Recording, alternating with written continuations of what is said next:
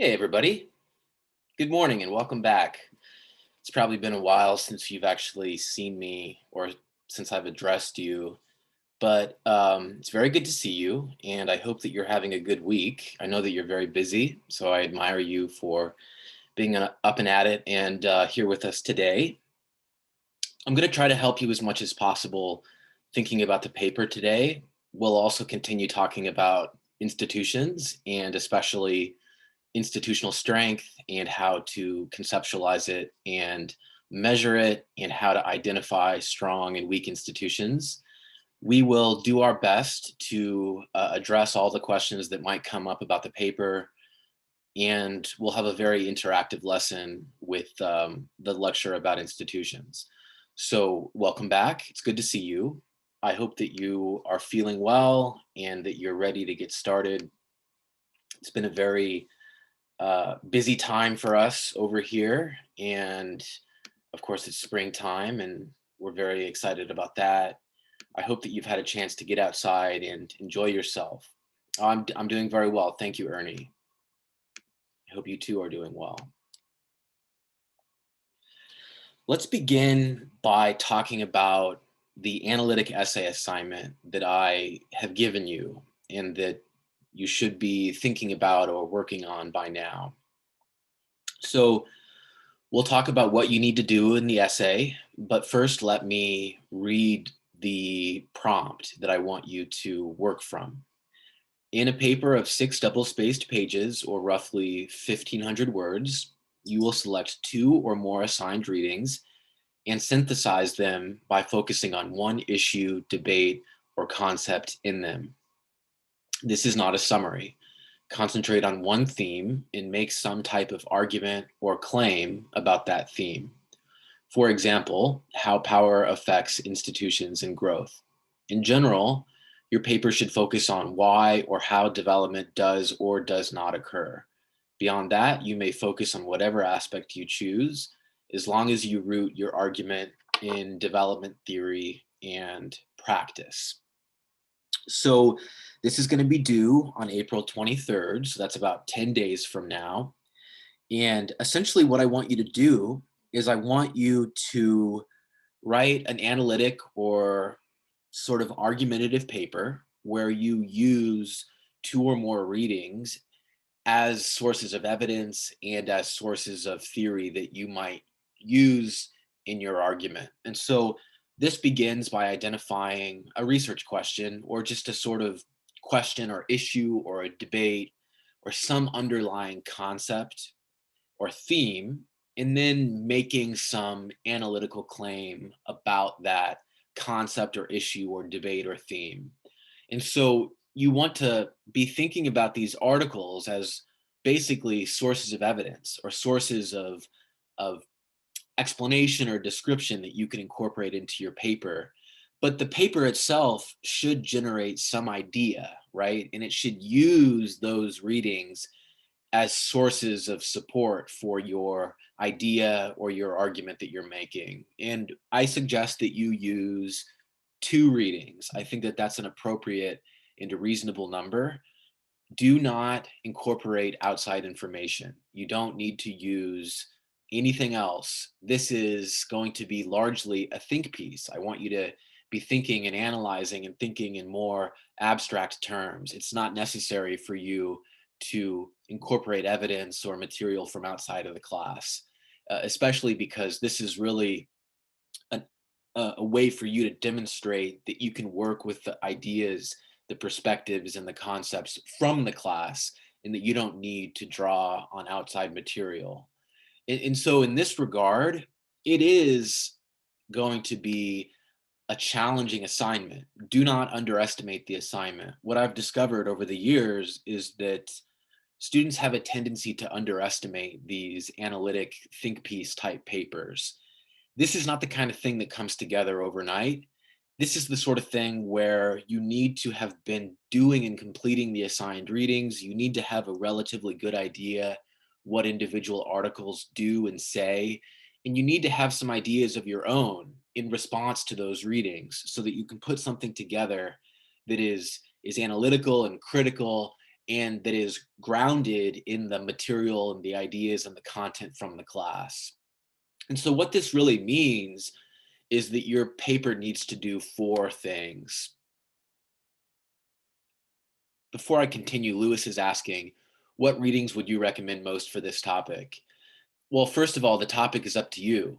It's up to you what you want to write about and what you choose to pull out of the material from the class. We've covered a whole range of different topics. The class in general is about development, but beyond that, we've talked about everything under that umbrella, from the causes of variation in development to the different dimensions of development. There's so much room and territory for exploration. And really, it's up to you what readings will best serve the particular topic or issue or theme that you want to address. So I'd like you to think about what readings will work for you based upon what issue or concept or debate or idea you've drawn out of the reading. And so this will involve some creative thinking you'll be reflecting on and thinking about the way that you understand these readings. I'm happy to work with you individually and talk to you about your strategy if you would like me to help guide you. But this is an assignment that is supportive of your creativity and your own critical thought. It's an assignment that invites you to engage with the literature in your own way and to be rigorous and analytical in a way that suits you. So what moves you and excites you is going to be different than what excites someone else. And that's part of the beauty of this assignment, in my opinion. Lewis, I think that you certainly could talk about that. Maybe we could discuss that, just the two of us, if you'd like, but that sounds like a lucrative direction that you could go. So your response paper needs to do four things in general. First and foremost, you need to identify an overarching question or issue or debate or concept. What is it that excites you or that you are picking out that appears or reappears in these readings, that appears to be some overarching issue or idea or concept or theme? There's a lot there for you to grab onto, and invariably students will grab onto what speaks the most to them, and you should lean into that. But the second thing that you should do is you should use two readings especially effectively to draw out and identify that theme or that issue. And so it's going to depend on what issue or topic or theme you identify.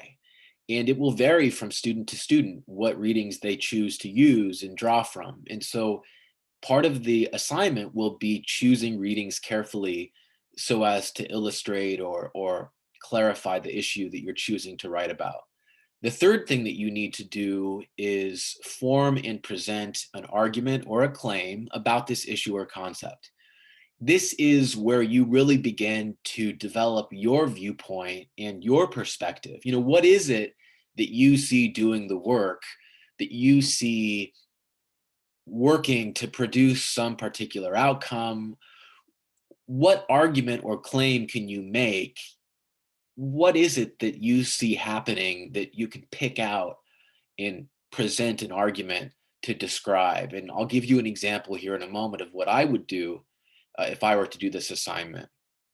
And then fourth, you need to use those articles, use the evidence or the ideas or the information in those articles strategically to defend the argument or claim that you are making about this issue or this concept. And so what this means is that you need to select your readings carefully and you need to use them very, very resourcefully. What is it about those readings that supports your argument? Pick out the pieces of information or evidence or the ideas that support your viewpoint or your perspective, and then use those pieces of information or those ideas or that material to defend your argument. And I want to say again, don't underestimate this. This is something that students tend to do. These short papers that seem to be relatively simple in terms of the articles that you might be using as the material, they can seem deceptively easy or straightforward. In reality, this requires you to think carefully and creatively about what articles you're using, which requires you to have a clear understanding of all of the readings, first and foremost. then you need to develop an original idea in response to or in engagement with those articles. This is a whole other step. And then third, you need to demonstrate knowledge of the reading in defending and articulating that argument.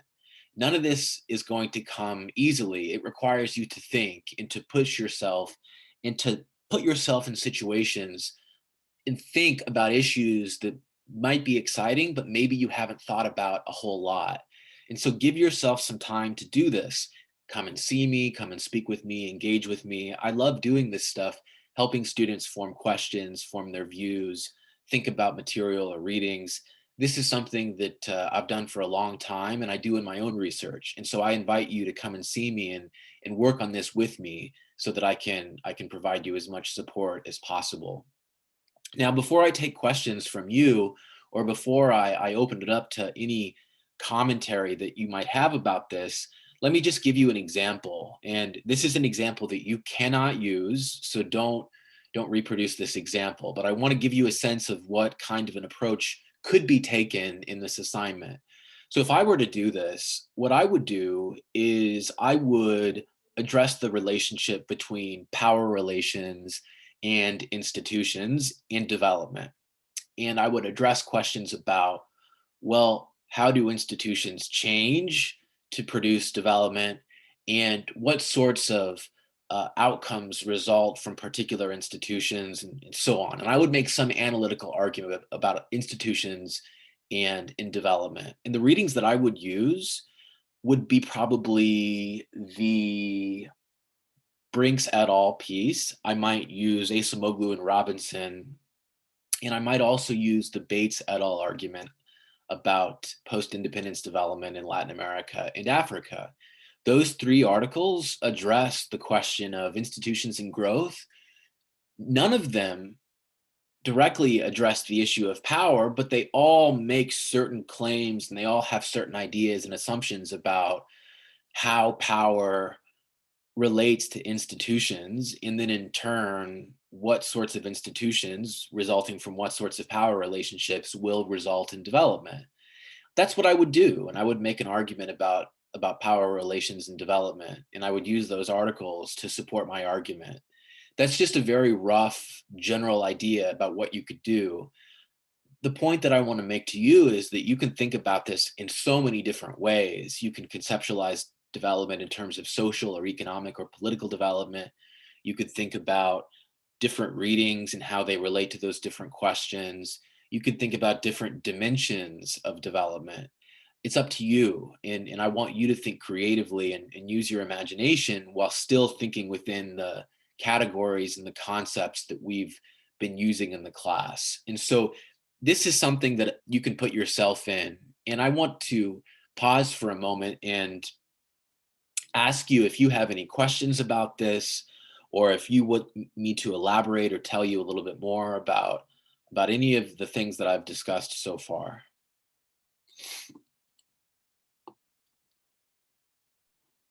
Yes, Aniele, that's okay. That sounds great, actually.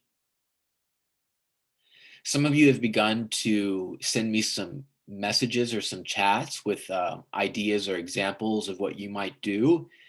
This is the sort of thing I'd be happy to engage with you on. So if you have something that you want to run by me, I'm more than happy to give you my input and tell you a little bit about what I think, or what direction you could go, or if that seems like a viable strategy. And I won't shy away from telling you if I think that you might want to take a different approach. Um, I think that instruction can be useful, and taking feedback can sometimes be difficult, but I'm here to help you and support you. And we can learn from each other as we go along. That's right, Lewis. But you want to make an original argument about that topic, right? You want to say something creative or new about that topic that you can support with the articles that you choose. Karen, if you'd like to contact me and set something up, we can do that, or we can find some other way to meet or some other time.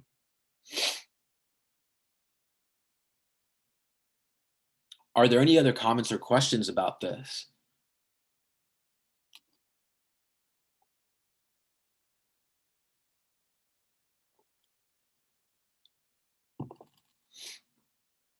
Okay, Max, that sounds interesting. I would, um, I would encourage you to go in that direction and maybe try to make an analytical argument about how neoliberalism affects development, or what the impact was in Latin America, and why or how it impacted development. Say something, analytical. But yeah, that's a good start.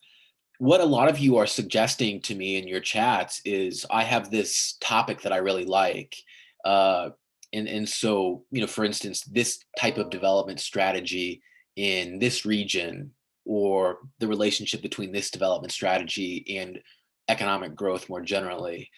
That's a great question. And I would encourage you to try to form an analytical argument that you can uh, put forward to sort of say something argumentative about that, right? So how does that strategy affect development in that region, or how it does it relate, or why does it produce that outcome? Say something analytical. Christiana, do you have a comment or a question?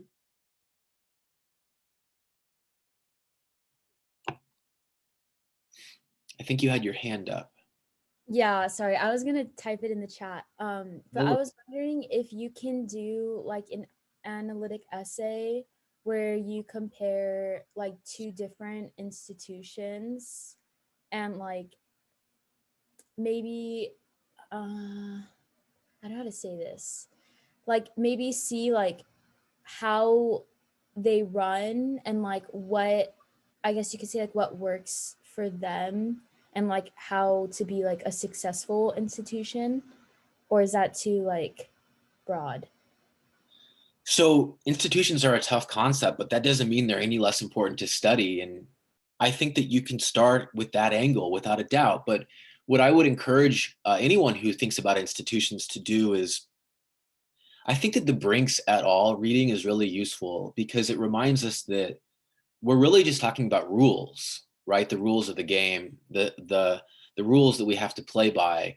And what Christiana just described is that approach that Brinks et al. Give us, where you essentially compare different rules, or you compare intended rules with the actual outcome, and you can gauge the strength of the institution, the rule, the formal rule. I think that if you take an approach to assessing or arguing or making a claim about institutional strength, if we understand it as a formal rule, that would be great. That would be great. As you all can see, with this sort of thing, it's useful to get feedback and to get input. And this stuff is technical. Political economy is really hard. Politics is already complicated. Economics is complicated. Political economy is doubly complicated. So come on over to office hours or send me an email. I'm happy to give you my input, and we can kind of hammer out, or try to clarify, or make sure that you have a very simple and intuitive research question. Um, None of us are above feedback. We all can do better by learning from the input of others, and so use me as a resource, and I'm happy to work with you. Alondra, if it sounds like what I gave you, maybe send me an email about that. I wouldn't worry about it as much, because what I gave you was so broad that I'm sure that individual students can do something that is relatively uh, different. And so I wouldn't worry about that so much. Send me an email if you'd like, though, to clarify and see what I think. Maybe I can even help you to shape it a little bit. I wouldn't discourage you from going in a direction that you chose already. Walter says, should the issue be specific to an area in the world?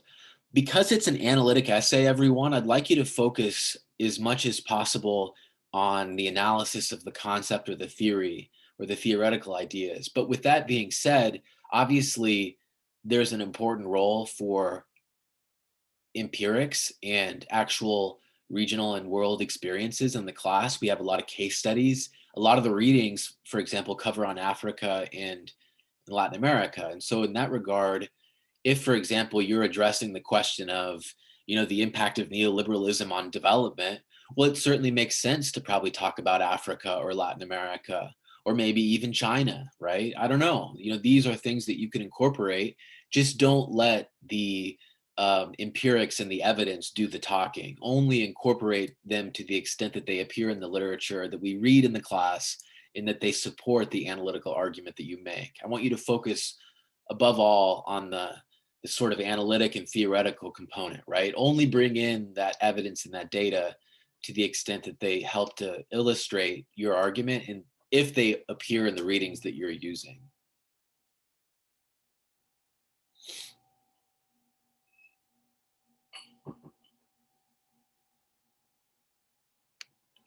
Any other comments or questions?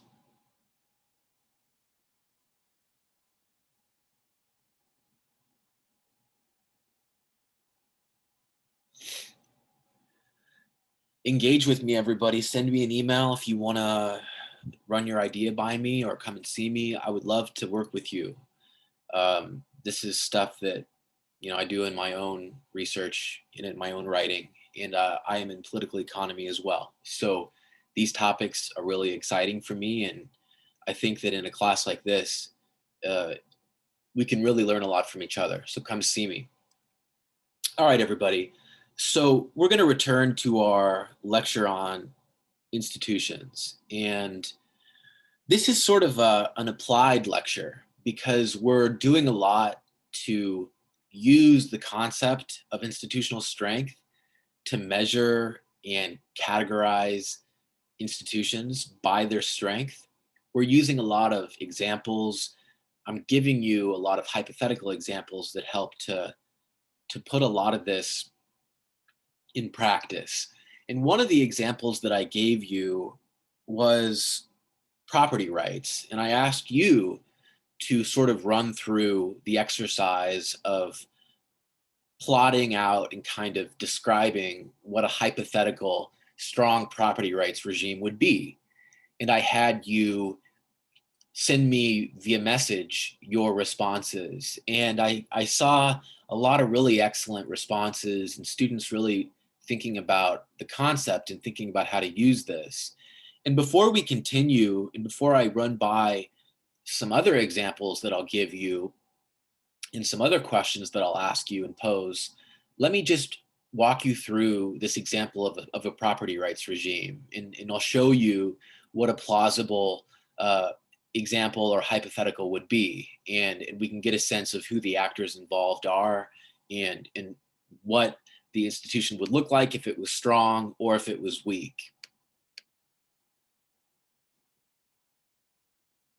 Great, Walter. I really appreciate hearing that, especially considering that we have students from a variety of different disciplines in the class. And so the fact that we can all learn and use this assignment is really great. Okay, so remember that property rights, this relates to whether people can own and control their own property, or if the state takes it and controls it. Remember that the example I gave you was that classical example of the land and the property of individuals in medieval society and how kings would basically just like appropriate it, and they would just kind of take and control property that previously was under the control of individuals. In that scenario, we would say that property rights are non-existent because individuals can't effectively own and control their property. The state or the authority, the central authority, is able to take it and control it. So in this pre-institutional world, the outcome is one where the state or the king or the queen, they seize and they control most property. So maybe you have some agricultural land that you're using to harvest and produce something that you're trying to sell at the market. But maybe the king comes in and uses their knights and nobles to appropriate and take your property. In that regard, in this pre-institutional world, there is no property rights regime. There is no protection of property rights. The state is effectively seizing and controlling most or all property in this pre-institutional world, this sort of state of nature, if you will. Okay, so that's where we start. That's the starting point. So when we create the rule of property rights or the system of property rights protection, a property rights regime, our intended outcome is a world where the state can't and does not seize or control any private property. That king or that queen might want to, but they're not able to, and they don't. The actual outcome, the actual world is one where individuals are able and do own and control their own private property, their agricultural land or their productive enterprise or whatever it is that they have and control and have supervision and direction of. Okay, so we intend then to create a world where the state seizes and controls no property. This is the rule that we create. Property is controlled and owned by individuals, and states and kings and authorities can't take it.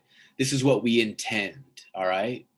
But in reality, the actual institutional outcome, that is what actually happens in practice, usually deviates from the intended outcome because most rules are always intended to be stricter than what the real world ultimately produces. And so there's ultimately going to be some gap between the intended outcome and then the actual outcome.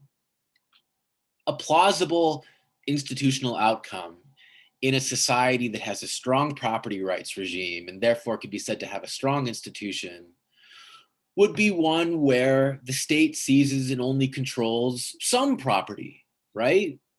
For the most part, the state is not seizing and controlling property. For the most part, individuals freely own and control their property without the appropriation or the confiscation of the state. But again, there's always sort of a deviation between the intended outcome, the goal of the rule, and then the actual outcome.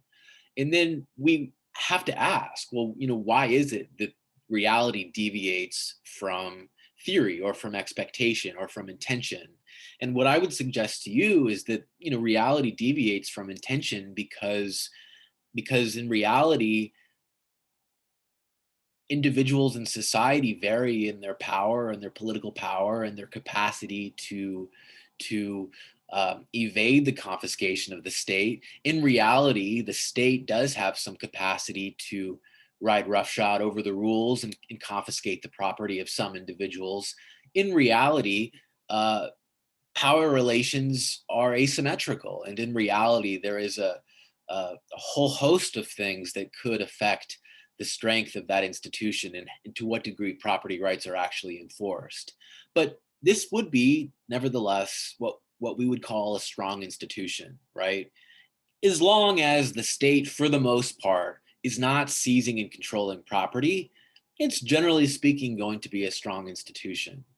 But again, there will be some deviation in reality, and that's where this begins to sort of get interesting, and where, in the case of Latin America, for example, it becomes noteworthy to think about the deviation from intended outcome to actual institutional outcome.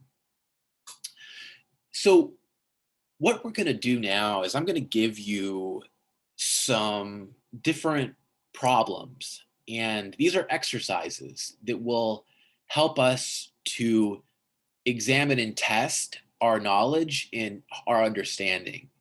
What I'm going to do is present you with these figures, these examples, or these hypothetical institutions. These are all hypothetical formal institutions. They could be in any number of policy or issue areas. They just have in common that they are hypothetical formal institutions. And I'm going to ask you if these hypothetical formal institutions are strong or weak. And the first thing I'll do is I'll launch a poll where you can respond. And then after we field some responses via the poll, I want you to chat with me privately or using the mic to kind of explain your reasoning. And we'll take this piece by piece, but this will be a useful exercise for us because it forces us to think about what institutional strength actually looks like when it varies and how we can understand it as a sort of proportion or as a sort of share of some larger goal. So this is our first example, and I'm going to launch a poll now where I ask you to address this question. Is the formal institution depicted in figure one strong or weak?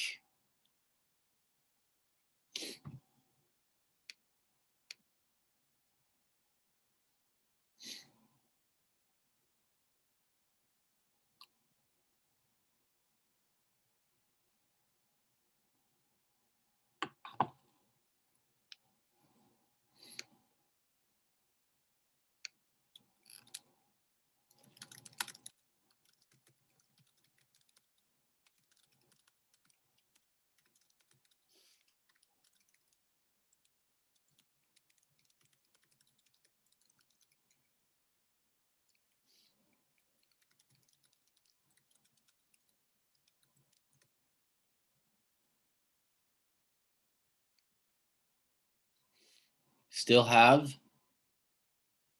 still have a few people voting, and that's completely fine. But this is a good chance for us to test our understanding. And in a moment, we will kind of embellish a little bit and talk about our response.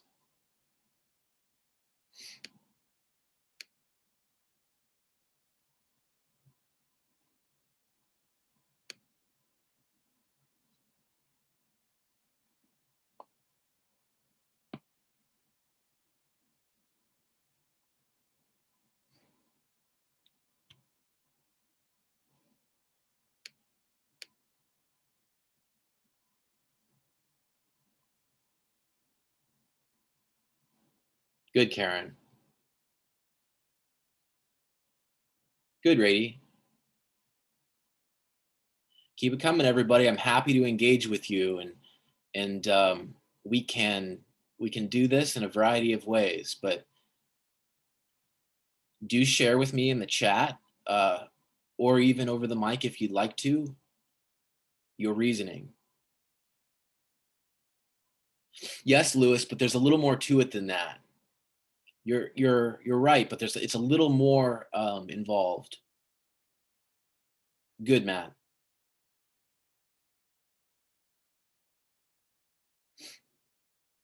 Good, Miguel. That's very good. That's a good explanation.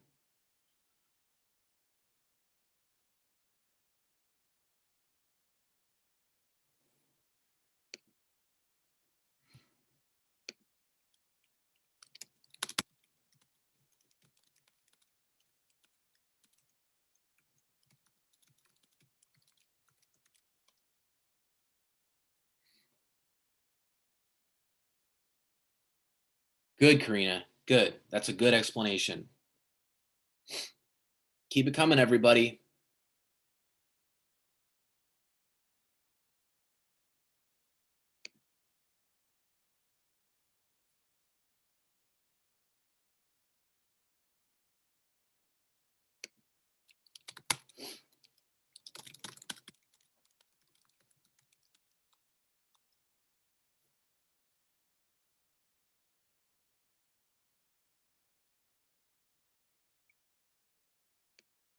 So at this point, I think that we've gotten as much participation in the poll as we can. So I'm going to go ahead and end the poll.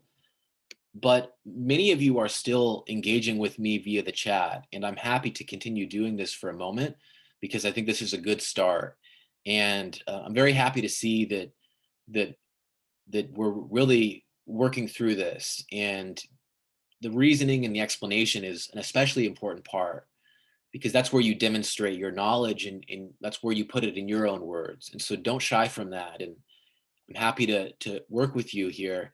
I'd like to hear from a few more people if you'd like to talk about your reasoning in the chat.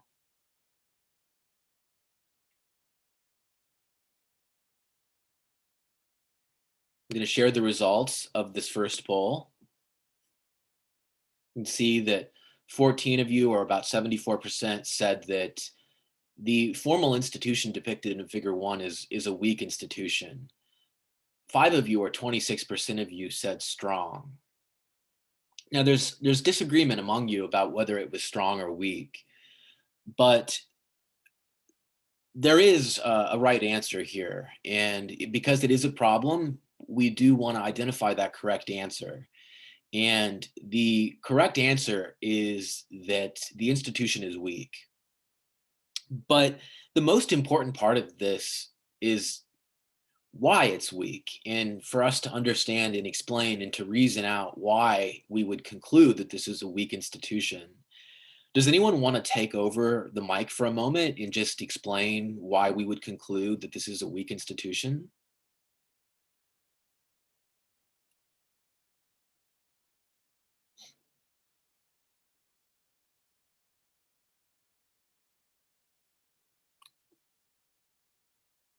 Sure. I mean, I'll volunteer myself.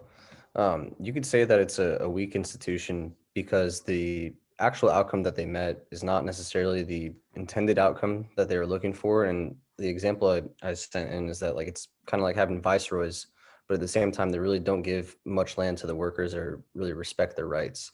So like the institution is there, but it's not so much powerful. Yeah, that's a good example, Max. Thank you. Max says it's a weak institution because look at the gap between the intended outcome right here and then the actual outcome right there. That's a gigantic gap. Most of the proportion of the space between the pre-institutional outcome and the intended outcome, it's most of it is empty, right? And so in reality, this institution is not doing much work because there's a very narrow gap or space between the state of nature, oh, sorry, hold on, and the actual outcome, especially compared to the space between the intended outcome and the institutional outcome. So this is a weak institution because remember that a strong institution is one that achieves all or most of its intended outcome. Some of you said in the chat, well, it's making some progress, right? It's doing some work. It's preventing some of the forbidden practices, right? But ultimately it's only doing a small proportion of its intended work. See? It's doing less than half of the intended work. That is the work that the institution is created to do. And in that regard, we could conclude that it's a relatively weak institution. But notice, there's something else here that we haven't talked about. Look at how ambitious this institution is. Look at how much this institution seeks to do and accomplish. It's an extraordinary amount. And so, although the institution might be weak, we actually have to remember too that if it's trying to do a lot, for example, if it's trying to radically protect private property, even institutions that do a great deal but fall short of their goal could look weak ultimately because of the proportion of the goal that is achieved. But you all pointed out correctly for the most part that we can conclude that this is weak because there's such a huge gap between the intended outcome and the actual outcome. Now, those of you who are still working through this, uh, don't be discouraged. This is a process that we work through examples of so that we can verify our understanding, and we'll do more of these so that we can be sure that we're on the same page. I'm going to give you a second example. And like before, we're going to look at this hypothetical formal institution represented in figure 2. And I'd like you to address the same question. Is this formal institution strong or weak? And I'll launch a poll right now so that we can address this next question.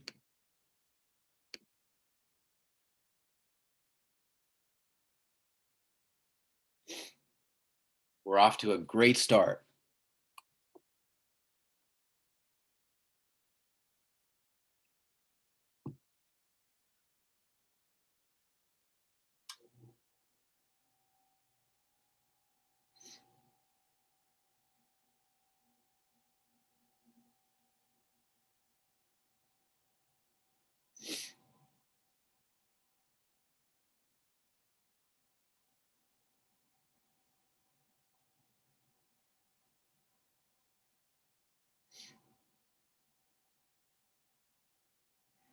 And as before, go ahead and provide me with your reasoning in the chat, and I'll engage with you.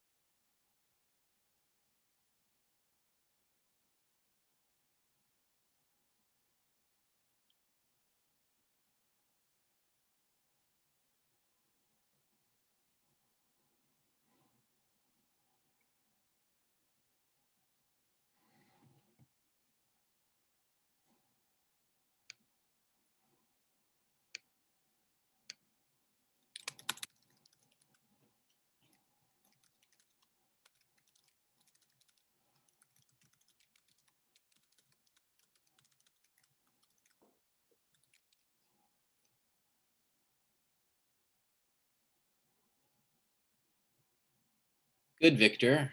Good, Anna. Good, Rady.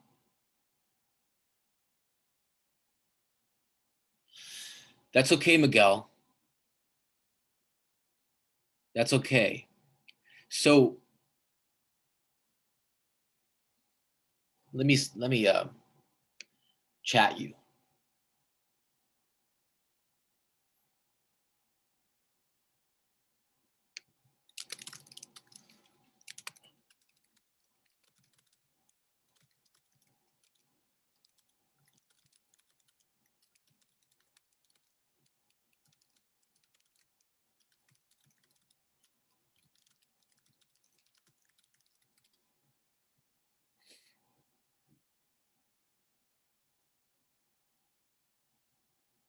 Good, William. Yeah, that's a really good explanation. Very nuanced. Good, Karina.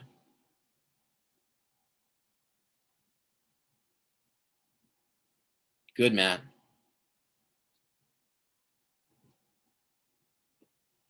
Good, Lucas. That's a really good use of the variable s too. That's something that you can incorporate in your explanation, and it makes it a much more sophisticated take.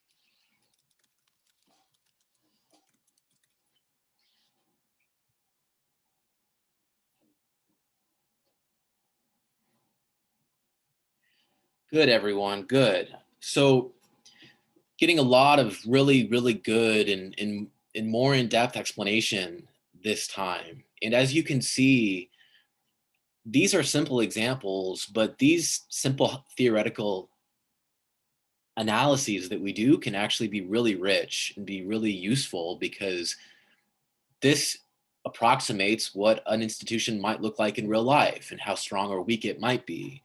And so what I'm going to do is I'm going to share the poll results again, and I'm going to reflect a little bit on your examples and your discussion. So as you can see, 14 of you said this is a strong institution. Roughly 82% of the respondents said strong institution. 3 of you, or 18% of you, said it's weak. And in the chat, what I saw over and over is that we call this a strong institution because the institution is achieving most of its intended outcome, right?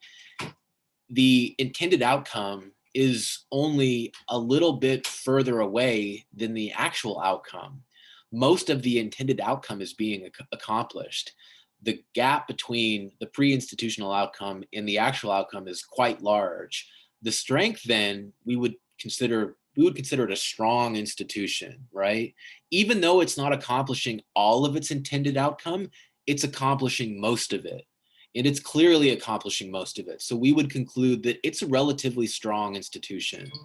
It's not a perfect institution, but it's a strong one. And those of you who said that, well, it might be a weaker one because it's not achieving all of its objective. Well, remember that as long as it's achieving most of it, it can be considered strong. Some of you also added a third layer, which is that this is a very ambitious institution. It's trying to do a great deal. It's trying to very radically protect property rights. It's trying to require people to pay taxes across the board. It's trying to prevent a whole range of different practices that mining firms might engage in and that relate to pollution of the environment, so on and so forth. So this is our second example. And as you can see, we can identify hypothetical examples of strong and weak institutions. And the third example is, well, actually a little bit more difficult. And I'm going to admit to you that this is sort of a trick question. And for that reason, I'm not actually going to pose it. This is actually one that might be hard to categorize. Is it strong or is it weak? It looks like it might be a pinch weak, but the choices that I was going to give you were between strong and weak. And I think that what you could conclude is that this one is a little bit ambiguous, right? It's not necessarily achieving most of its objective, but it's also achieving at least maybe half of it, right? We might call it a smidge weak, but this one would be sort of challenging, and we might want to think carefully about our categories and the boundaries between strong and weak and whether or not those categories are adequate for categorizing different types of institutions. Let me give you an example of a real life weak institution that I've come across in my own research and that helps us to sort of illustrate the the nature of a weak institution. And so this is the example of military divestiture in Ecuador. So in 2007, the Ecuadorian government passed a law that required the military to be divested of 12 non-defense enterprises that it owned and controlled. And the objective of this was to, well, create a fairer economy and weaken the military and free up resources for investment in other more productive sectors.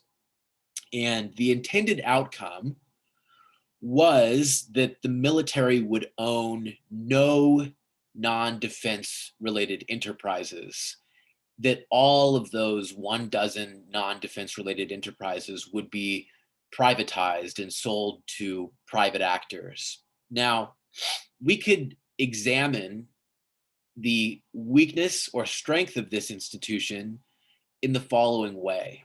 We can pick a period in time later on, and we can try to figure out to what degree are the forbidden practices being complied with, or excuse me, to what degree are the banned practices still occurring, and to what degree are the forbidden practices being avoided. And if we looked at, say, 2015, we could figure out, well, how many non-defense related enterprises is the military still owning compared to the pre-institutional outcome, the state of nature? And so what I did is I discovered that in the pre-institutional state of nature, the military owned 12 non-defense enterprises. The intended outcome chosen in 2007 was that the military would own no non-defense enterprises. By 2015, the military still owned 9 non-defense enterprises. And so the vast majority of the firms that were supposed to be privatized were still under military ownership, we would conclude that this is a weak institution. And we would maybe ask in turn, why is it weak? What is going on that accounts for the weakness of this institution? Is the military just really strong? Is the institution um, too ambitious? Is there something else going on that can explain this outcome?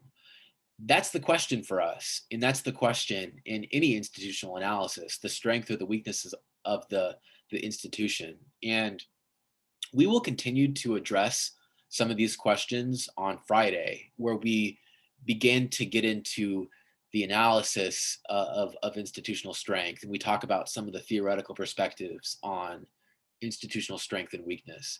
But so far, we have a really useful conceptualization. We've used that. We've worked through some examples, and I'm persuaded that we are well on our way to using these tools effectively. So thank you so much, everybody, for being here. Really happy to see you today. I'm glad that we did this. I'm going to go ahead and stop the share and stop the recording now. I'll see you either in office hours or on Friday, whichever comes first. Have a good one and take it easy.